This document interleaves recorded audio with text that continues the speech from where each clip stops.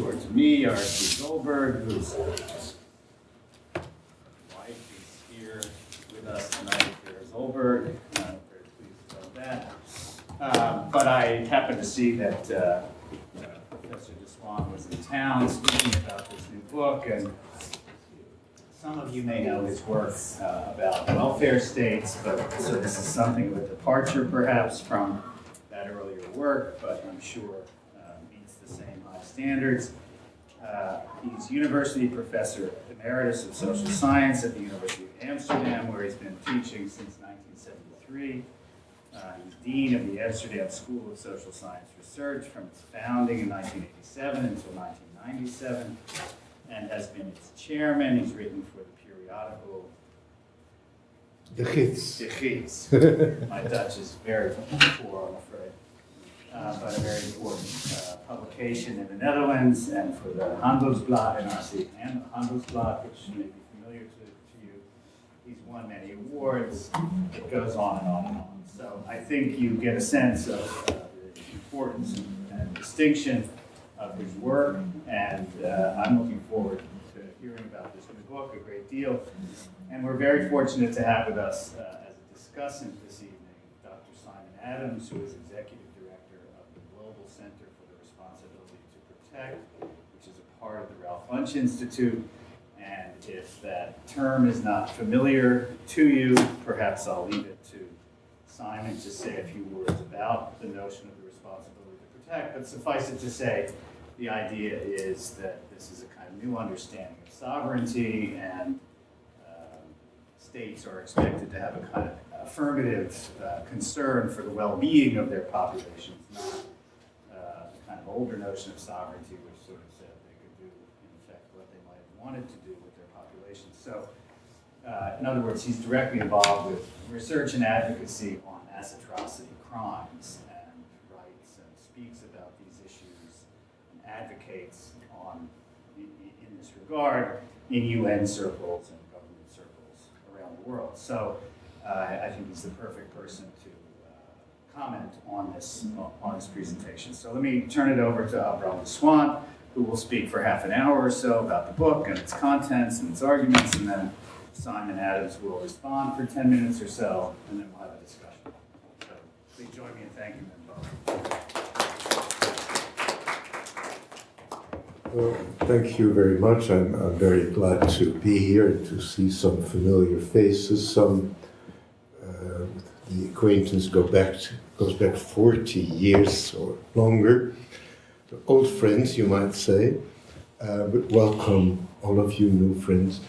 I want to start out by saying a few personal words addressed to an emeritus member of your faculty at the City University of New York, Edmund Leites, who is here, because throughout the 7 years that I worked on this book, he supported me throughout. As I mentioned in the preface, the place to mention such a thing. But now that we're here live, I would like to sort of dedicate the symbolic first copy of the book. Thanks, and thank you again very much. I'm glad I didn't have to write this myself. I'd like to say a few words about Abram and the book. It is a remarkable book, and the scholarship went into it that's impeccable, but the subject matter is exceptionally painful. And one of the challenges of writing such a book is to be able to do research and write year after year on a matter which is of exceptional, if you have any sense of it, exceptionally hard to face day after day or week after week. So the challenge for Abram, which he met most successfully, is to both maintain the clarity and analytic and moral perspectives on the matter, which require a great deal of moral and intellectual rigor, and at the same time really confronting the texture and reality of the kind of misery that he had to think about for these 7 years. I was glad, over the 7 years in which I worked with him, that I was able to be of some support. This was mostly transatlantic. New York and Amsterdam, although Abram is all over the world, so sometimes I'd be getting a note from Suriname, or it could be from India. I didn't always know where he was, but I was pleased. And I should say that Abram and I are more or less the same age. I was born in 1939, fortunately in Chicago. You were born in Amsterdam, more or less from the same European heritage. And we have father, grandfather, intellectual heirs, and people he admires, and the people that my father and grandfather knew. So it's a history that goes back, but he on a canal in Amsterdam, and I in Hyde Park in Chicago, son of a professor, more or less have followed a similar intellectual trajectory. So it's been a great friendship of many lasting years. And I'm delighted to receive this as one expression of a friendship I treasure. Thank you very much. Thank you.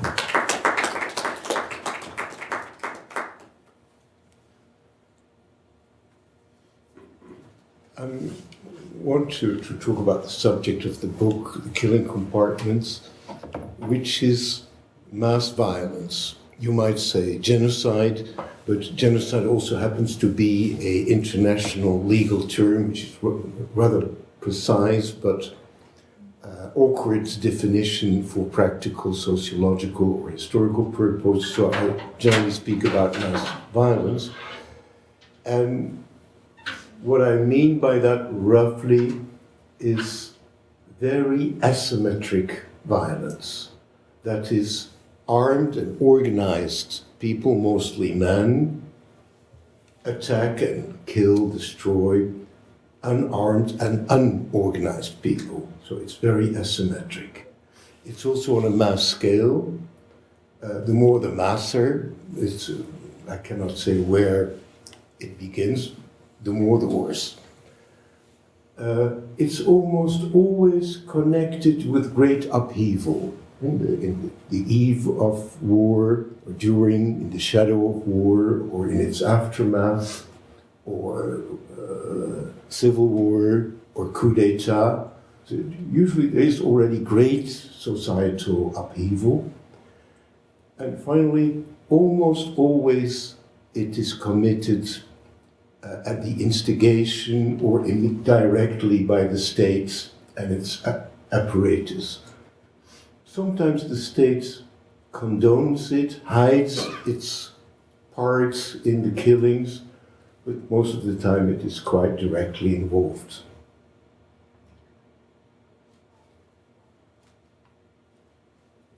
Surprisingly, on the matter of mass atrocities, mass violence, there is a very strong consensus in the social sciences and in history, a consensus which is extremely rare in our fields.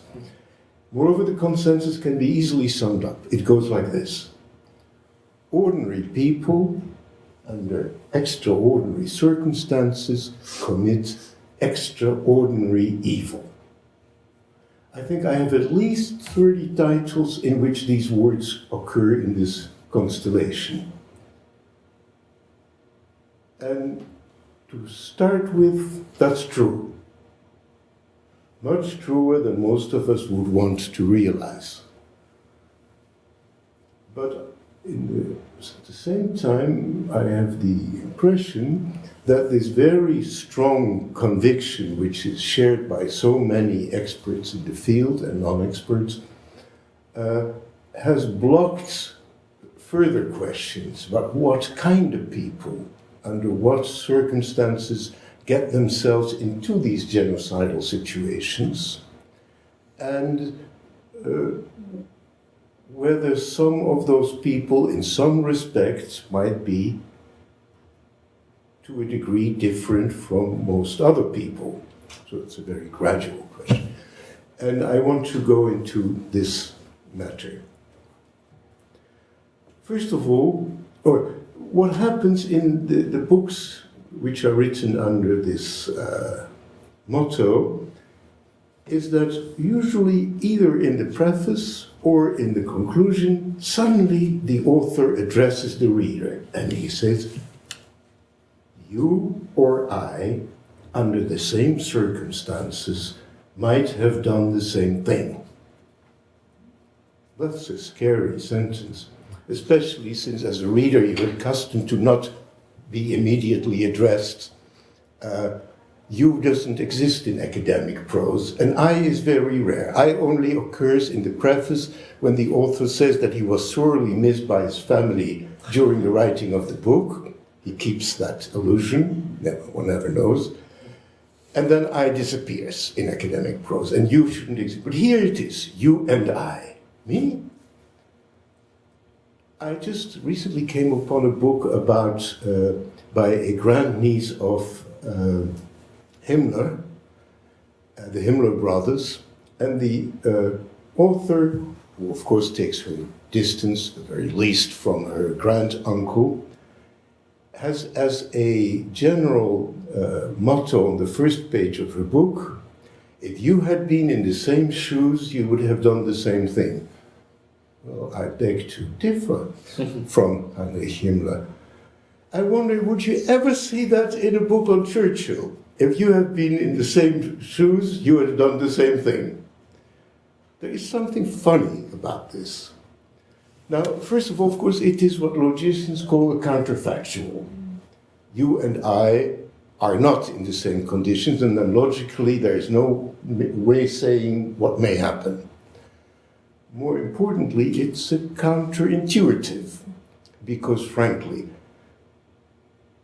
if you sort of realize what we're talking about, the same thing is killing totally helpless people, naked people, absolutely helpless, confused, in a panic, not just for 1 hour, or even a day, or a week, but sometimes years at a stretch, with machetes, with guns, with machine guns. It is literally unimaginable what mass violence really means.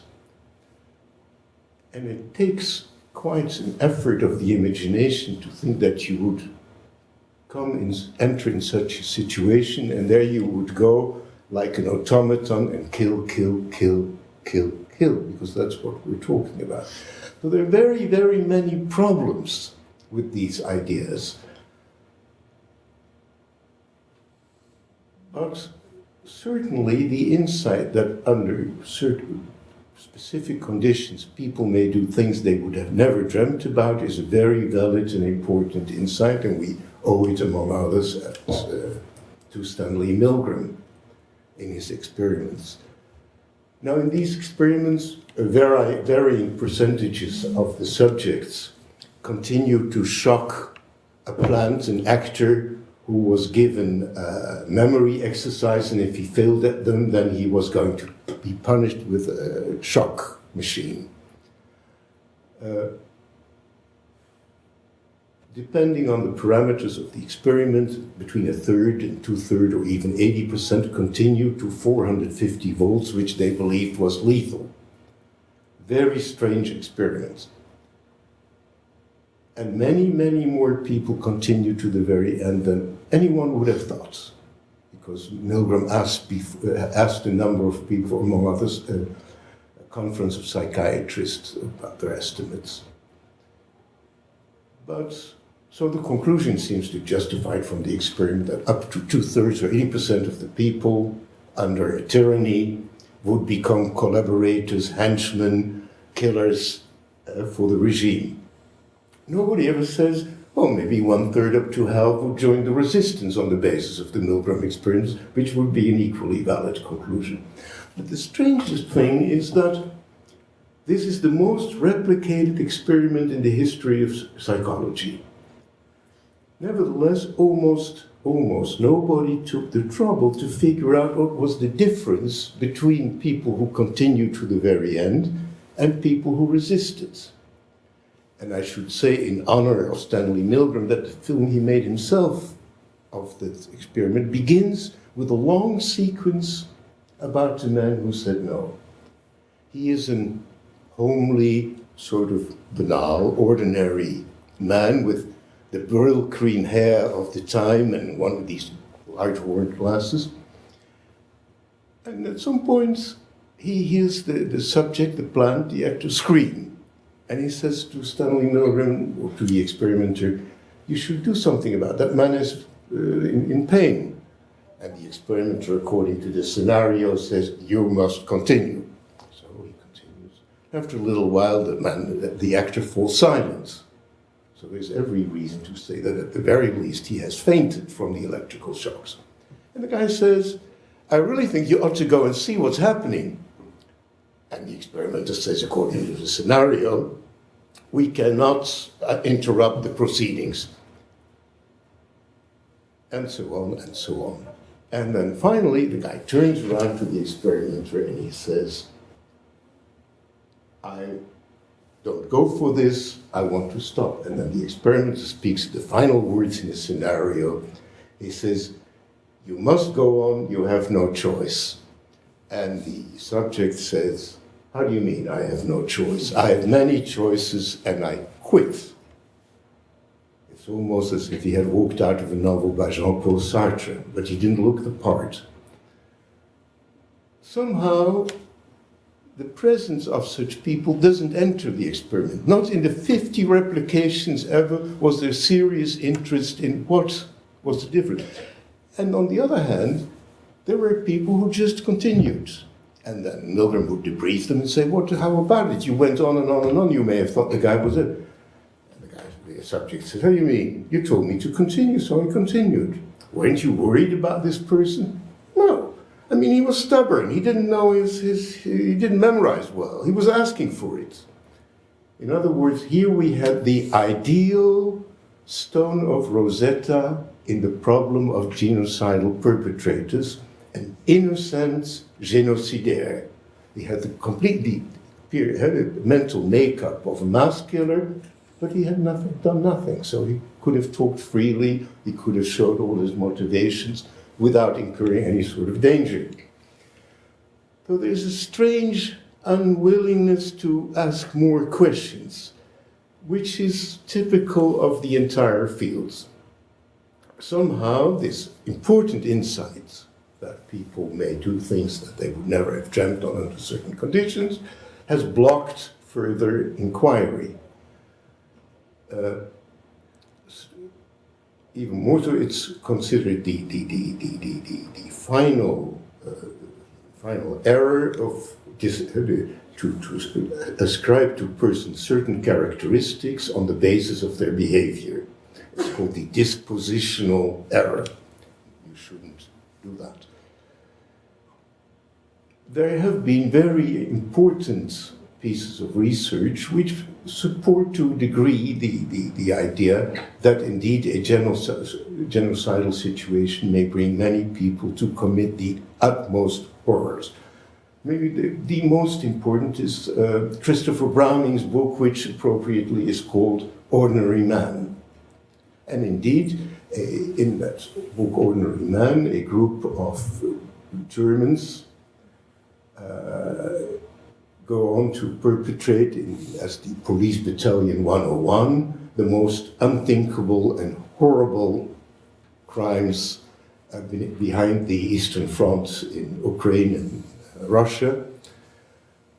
And the point Browning makes is these people have been rather randomly recruited from somewhat elderly Germans who had as yet not been recruited in the other uniformed services of the Reich and who went on to do what they did. Ordinary Man, the book is called. Daniel Jonah Goldhagen wrote a book, Hitler's Willing Executioners, which had the subtitle Ordinary Germans. There is a subtle difference, because ordinary Germans in 1941, when this occurs, were not exactly ordinary men. If you and I would be behind the Eastern Front, would we have killed like they did? Well, let's see. If you and I had been in the First World War, which was an unprecedented horror, And if then we would have returned to a German in the grips of hyperinflation, and then continued throughout the Weimar Republic in constant upheaval and sabotage and terrorist murders against the pristine democracy, if then we would have lost our jobs in the 30s in the Great Crisis, and then from 1933 on, 8 years of the vilest, the meanest, racist propaganda the world has ever seen, without the possibility of hearing any counter-argument, any opposition. If we had gone through all that, you and I would not be you and I, but someone else. So, what does this imply? That people are formed in social processes, that they are transformed through the upheavals of history, that they have been shaped by their cultural and religious experiences of childhood and adolescence and education, and that, for example, ordinary Germans in the 40s were not quite ordinary men, but a rather special brand of people for the great majority, and to a degree. Well, we should not generalize. There have been people who were able to withstand throughout all those years. Browning, and that is admirable, granted this point, even though Goldhagen had a fierce polemic with him, which Browning, I think, won. He was a professionally better historian. But he granted at some point that, yes, Goldhagen was right in giving a larger weight to the preconditions, the transformations that went into shaping German sensibilities and insensibilities, the German mindset of these days. So, if we want to look further into what makes them kill, what makes them obey, because these are crimes of obedience, of course, I think it's very important that we take a long-term macro-sociological view of the societies in which this occurs.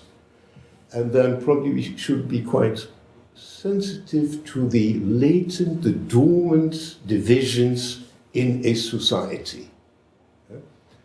Let's say between Catholics and Protestants, or ethnic divisions. I mean, New York City is a beautiful example of a city full of all sorts of divisions and cleavages, which every New Yorker knows how to handle, how to manage, how to accommodate. You all know that much better than I do. There is a whole etiquette. And joking relationships are essential, but even with joking relationships to handle ethnic differences, one must be very circumspect. And even the dumbest New Yorker is pretty damn circumspect in handling them. That's what you learn. But almost all those divisions were at some point in other societies sufficient for horrible civil wars and ethnic cleansing. So you're happily living on a volcano, but partly that is because people know that is a society which knows how to handle these matters. Now, it may occur that a movement, a political party, if an especially inventive and creative politician begins to exploit such differences of religion, of class. A beautiful example is Milosevic, who was a Communist Party member, and when Yugoslavia fell apart, there was general confusion about what sort of organizational basis had to find. And Milosevic, at some point, heard himself exclaim before an audience, I'm dramatizing it a little bit, never again will a Serb be beaten by a Kosovar.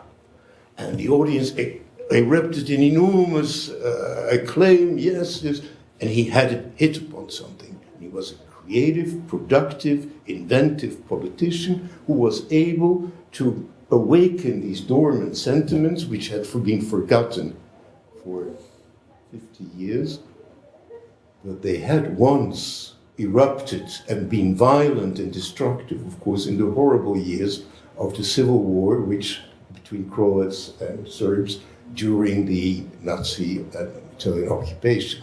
So there were memories which I should say do not exist in New York City. Not like that. There were antecedents, and it's very important that antecedents of violence may produce new violence when the movement, the regime is capable of exploiting them. So this is the regime level. And then what you can see is that if the regime gets hold of the state apparatus, comes to power, it may begin to compartmentalize society even further. It may decide that the target people are very different from the regime's people. They should really go to different schools. They should go to different hospitals. They should be on the streets at different times. They should live in other parts of the city. A continuous compartmentalization at every level of society. But this is policy, it's active work, it's an effort, it's political work. And then what happens is that people at a micro-sociological level begin to feel a bit embarrassed. You don't want to be seen with that sort of people, with the target people. I have nothing against them, but I certainly wouldn't want my daughter to marry them, not even my son. I would rather not live next to them because it's not because I have nothing against them, but the real estate values go down when these people come in our neighborhood. All sorts of justifications. And embarrassment may be the central feeling with which this operates. And then there is what I call psychosociological level, because I expressly want to confuse psychology and sociology.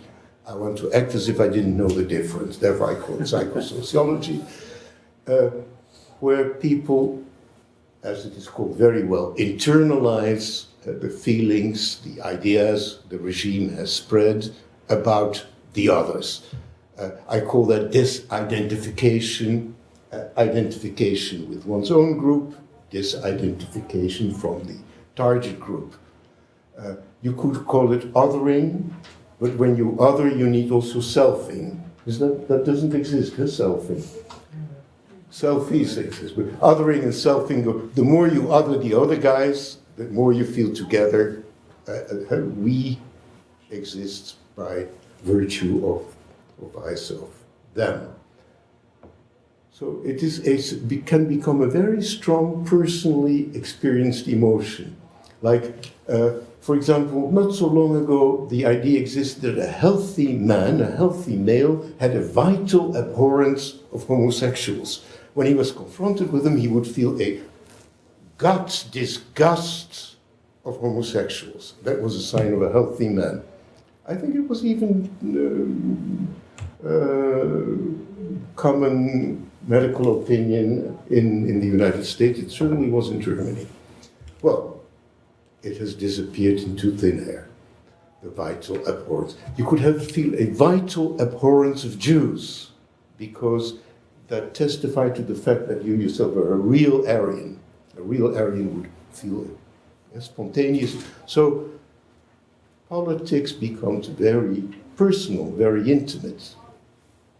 So this is the compartmentalizing process at all levels, which precedes mass violence. But it sort of finds its very essence in certain compartments which have been shielded off society, which are secluded, and where the actual killing takes place. And there, in a reserve, in an enclave of barbarism, that's the word, anything goes. Any cruelty, any ecstatic destructiveness is acceptable. It is actually encouraged by the regime in cold calculation. So while the perpetrators go wild, go berserk, the regime exploits this very barbarity. You could call it regression in service of the state. And some of you may recognize a psychoanalytic formula, regression in service of the ego. So people the perpetrators are encouraged, allowed and encouraged to regress. And for themselves, it's important to think that they went wild. They were not themselves. They went out of their minds. All right, but this still does not answer the question, what sort of people get themselves more easily, are more prone to get themselves into such situations, and what sort of people will be more eager killers, or rather indifferent murderers, or rather reluctant executioners who try to stay away from it as much as they can. You must forgive me that I cannot produce hard evidence. I cannot do field work next to the executioners. That's impossible. It is too wild a situation. You cannot get into a cauldron without being boiled. I cannot take 100,000 healthy Americans, wait 20 years and see whom of them become war criminals, and then try to do a differential test, like, for example, in evidence-based medicine. What we have is some judicial evidence, which is highly misleading for a number of reasons. One, genocidal perpetrators generally don't get punished. Only in very exceptional cases, when the regime is thoroughly defeated, do some of them ever appear before their judges. We have Serbia, Croatia, we have Cambodia, we have Rwanda, and Nazi Germany. But the only serious prosecution was in Nazi Germany and Rwanda. Cambodia to this day is a failure. Even in the rare historical episodes that end in total defeats where perpetrators are being prosecuted, only a tiny minority. And the perpetrators generally are only a few percent of the population. The people who do not commit atrocities, who stay away, you don't see. They're not observed, they are not in the literature, and therefore the only ones we see are the perpetrators, not the people who stay out of it. And the only perpetrators we see are those of defeated regimes who come before their judges. And before their judges, they are not in good shape. They must try to wiggle out of the situation, and therefore they present a certain image. So I must be very careful in what I'm going to say. Let's, what I'm going to do, call a conjecture, like in mathematics. What you do is you take the best available knowledge in the field and you make a conjecture about a certain scientific problem, what might be the... And I'll give you my conjecture based on what I have read about perpetrators. And I would say, first of all, many of them tend to be, certainly to have a conscience. There's no doubt they do. They are loyal to their comrades. They are obedient to their superiors. And quite often they're devoted family members. It's a strange fact, but we have to face it. But everybody beyond that small circle can just drop dead, and they're perfectly willing to help help that person more. So it's a very restricted circle of conscience, of moral conscience. And secondly, they have a low sense of agency. They usually present themselves and think about themselves as people who just got in trouble through no decision, no volition of their own. As a Dutch literary professor once said, they choose definitively for not choosing. But that is also something a defendant would say before his judge. Well, I got myself into trouble, Your Honor, I'm very sorry. Somebody said, I was looking for a job. Somebody said, I know a job for you. It's something, being a guard. Where is that? In Sobibor. Never heard about that. Well, I got to Sobibor. It was sort of a funny place, but since I was there anyway, I often say to my sociology students, your account of how you came to study sociology is remarkably similar. So let's be careful. Still, it's a striking feature. And the third is the most important. These are generally people with no empathy and no pity. Almost by definition, otherwise they couldn't do the job. But we're not sure whether they lost that sense of sympathy because of the brutalization of their circumstances, or whether maybe they never developed it. What I have sketched is what Peter Fonagy, a British psychologist, calls failed mentalization or dismentalization. And as I say, it's a conjecture. I cannot present hard evidence. I can only quote sources. And then, but I'll stop here. There is a great riddle. The victims of mass violence to this very day live with what we call their traumas, their wounds. Veterans of symmetric wars come back and suffer from post-traumatic stress syndrome, or what used to be called shell shock. But the genocidaires, after the facts, seldom or never show any problems, which is strange and amazing. We know of no case, and Charney and Baron have tried hard to find, of no instance of a German perpetrator having sought pastoral or psychotherapeutic help. None. Their children, yes, not them. Here is a riddle. How can these people who were strongly conformists have lived in a society that made a 180-degree turn in which they lost all support and sympathy?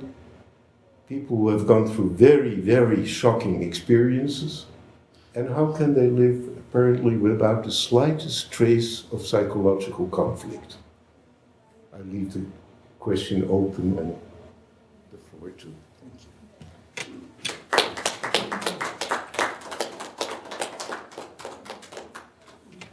Just move this over here.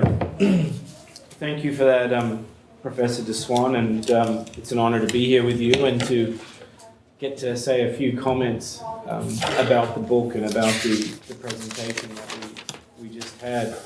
So maybe following on from Professor Tolpe's comments to just explain what I do and why I'm here. So I run an organization called the Global Center for the Responsibility to Protect, and we were set up by former UN Secretary General Kofi Annan and Gareth Evans, the former Australian Foreign Minister, and Desmond Tutu and some other folks in 2008 to work exclusively on this international norm of the responsibility to protect. So on a day-to-day level, we work mainly with the UN Security Council on situations where atrocities are either imminent or are actually happening. and work with UN member states more generally and the Human Rights Council in Geneva around promoting and protecting human rights, particularly in situations where things are heading in a very disturbing and worrying direction, and there's a risk of mass atrocity crimes. And so, it might not surprise you when I say that I read an enormous amount of literature in this area on the situations that we're involved in either now or historical cases, because we're always trying to look backwards in order to understand why things happen the way that they do in the present. And I think this is a rare book in the sense that it's got fresh ideas in it, and it actually forces you to try and look at these questions from a different perspective. And I mean that as the highest possible compliment I think that you can pay a book. It's incredibly well researched, incredibly well argued in your second or third language, I presume. But it really throws out some challenging ideas. And maybe just to follow on from that a little bit. So in the work that I do, I've had opportunity to do a lot of work in the field as well as here in New York, working with the UN and elsewhere. And when I was reading this book, my mind kind of went back, first of all, to Rwanda, where I got to work after the genocide, and a country which I've been to many times since the genocide. And I remembered one of my first visits to the country and driving through the Rwandan countryside, and everywhere you go at that stage, you would see former perpetrators who were in pink pajamas, which were the prison uniforms that the new regime put them in. So they were immediately identifiable. And they were often loaned out to the families of people that they had killed to work the land of the absent fathers, husbands, brothers, sons, and so forth, because there was a massive labor deficit afterwards. And you would often see them in the morning and in the afternoon going to and from the barracks where they were kept in a kind of similar to like a prison outwork situation. They weren't kept in prisons as such, they were kept in work camps, and then they would go out to the local farms and then come back. As I said, normally in the areas where they'd actually committed their crimes. And the thing that was kind of awe-inspiring and terrifying in equal measure is often you would see them actually jogging and singing down the sides of the roads, carrying over their shoulders the machetes and the hoes that they had actually, the same implements, the same farm implements that in many cases they had carried out the genocide with. But now they were often working in those farms to help survivors of the genocide. And while I was there on numerous visits, I went to Rwanda. I got to visit Gacaca, which was the attempt of the Rwandan government to kind of, they couldn't deal with all the perpetrators for the formal justice system, so they had a kind of informal justice system built in the communities. And I wanted to mention that because I remember one particular experience where I was going to a Gacaca and I was seated with a friend of mine who is an academic, unlike me these days. And he is actually the child of two Holocaust survivors. He spent his whole life working on Holocaust studies. Survivor of Auschwitz and another child survivor who was hidden by Russian peasants during the Second World War. And we were seated right here next to, it was in a school in a village, and they brought out I think it was 6 guys who were going to go to Gacaca that day. In order to go to Gacaca, you have to confess, as I'm sure you know. And so that means the onus of responsibility is on the perpetrator to explain why they did what they did, which kind of shifts the whole dynamic of the conversation. But quite surprisingly, even though they're talking about genocide, it can actually get quite boring after many hours of kind of questioning. So the perpetrators were lined up, waiting to go out one at a time to be confronted by the village where they conducted these crimes. And so, of course, they inevitably tried to have a conversation with us who were sitting here. And we're put in that uncomfortable situation of trying to figure out what's the etiquette around talking to a genocide perpetrator. You know, is it polite? Is it appropriate to just shun them and look the other way? Do you tell them how much their actions sicken you? Or do you answer their question about where you come from and what you're doing here and what you think of Rwanda? Where have you visited? Do you think it's beautiful? And so forth. And I really couldn't figure out exactly how to respond, and my friend Mark actually had a completely different response, the son of the two Holocaust survivors. He said, he was sort of whispering to me over my shoulder, and he was saying, they're not really that bad of guys, considering everything that they've done. And the other statement he said that I really remember, he said, it's kind of hard to hate them, don't you think? And, at the time, I think we both realized that we were missing the point of that encounter.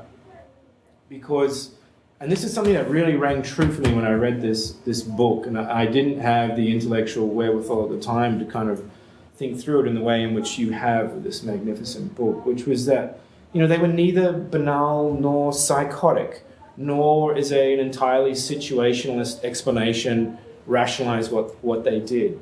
And for some of them, there was a mixture of motives. For some of them, it was partly materialistic. So, when I would talk to some of the perpetrators, they would talk about how one of the things that was great about the genocide was they ate meat every night, which was unusual for a Hutu in Rwanda in the 1990s. Not all of them would admit to that, of course, but some of them would talk about that.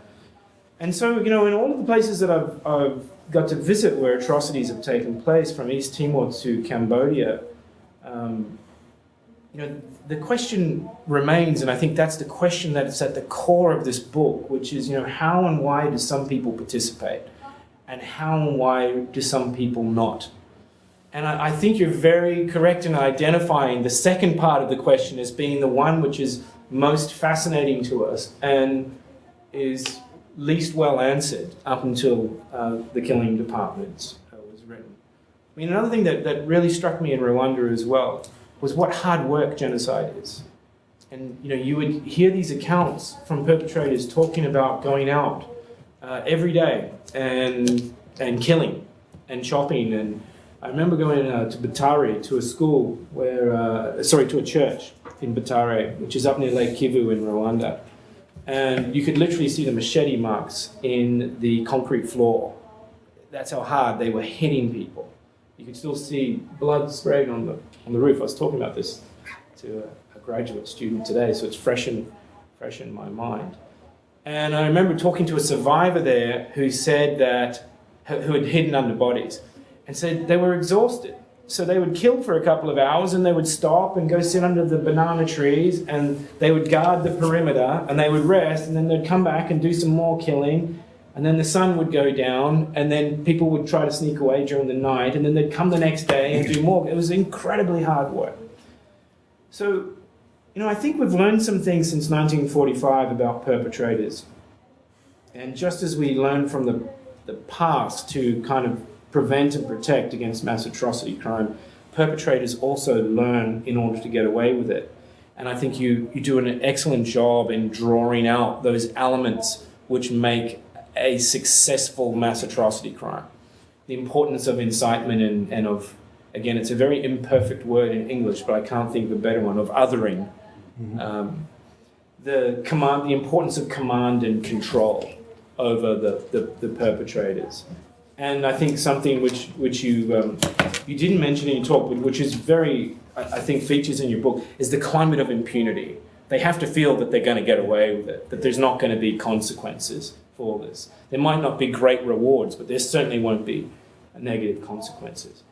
When I had actually read this book right after I'd returned from Cambodia. I was in Cambodia a couple of weeks ago. And, you talk about this in your book, but it really rang true for me about my experience in Cambodia, is that when you look at the main killing fields, whether it be Tol Sleng, S21, or Chongyek, which was the classic killing field, they relied on secrecy. Secrecy was so important. Control, secret spaces, secret work, control of the spaces, control of how people interacted with it.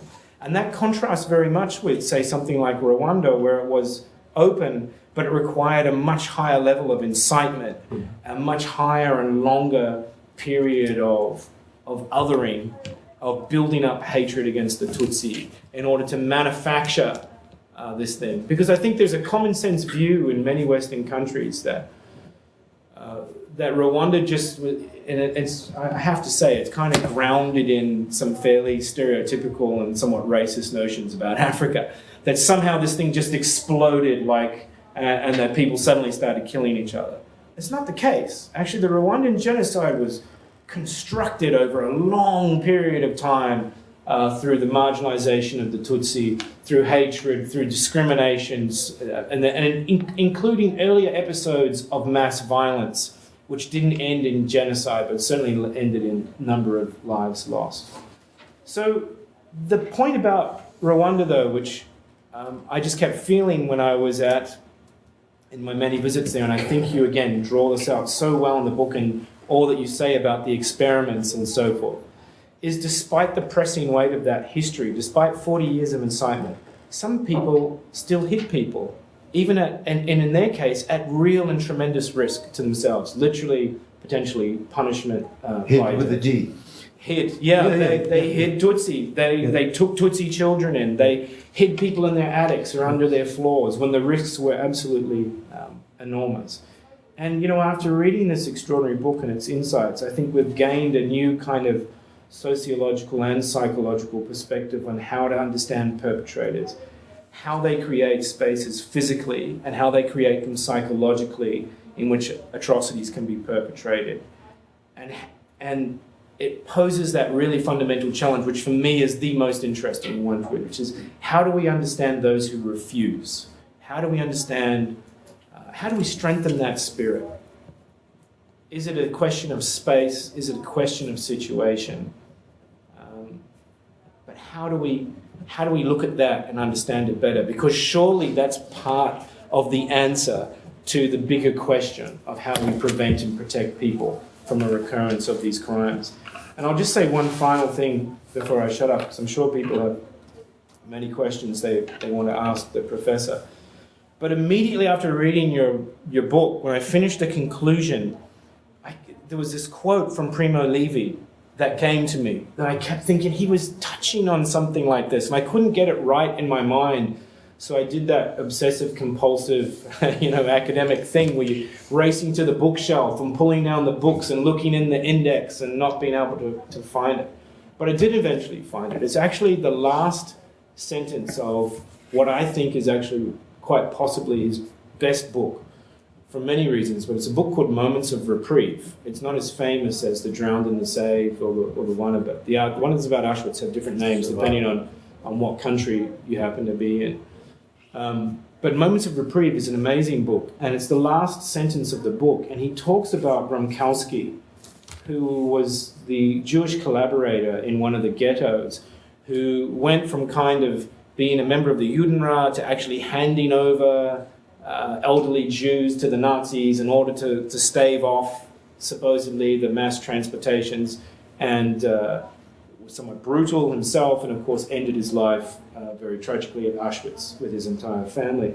But Levy talks about Gromkowski, and this is the last sentence. He says, like Gromkowski, we too are so dazzled by power and prestige as to forget our essential fragility. Willingly or not, we come to terms with power, forgetting that we are all in the ghetto, that the ghetto is walled in, that outside the ghetto reign the lords of death, and that close by the train is waiting. And I think this book really enables us to understand better what Levy was trying to grasp all those years ago. So I thank you very much.